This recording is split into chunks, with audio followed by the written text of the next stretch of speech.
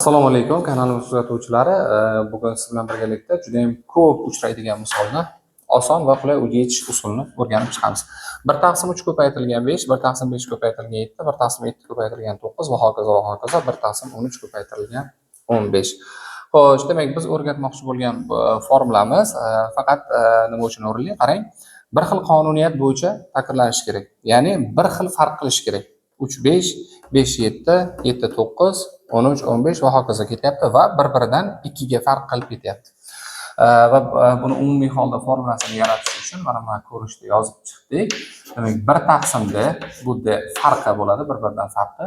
1/a1, 1/a1 birinchisi va 1/an oxirgisi.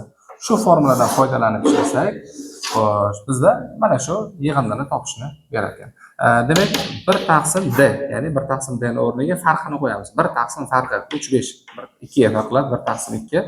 1 birinchisi 1/3, oxirgisi 1/15. Xo'sh, demak 1/2.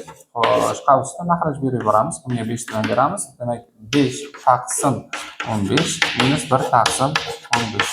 Xo'sh, demak 1/2 ko'paytirilgan, ikkalasini ayirib yuboradigan bo'lsak 4/15. 4 bilan buni qisqartiradigan bo'lsak 2/15 qoladi ekan. Mana shunaqangi misollarni oson yechish usulini o'rganmoqchi bo'lsangiz, bizning kanalimizga obuna bo'ling.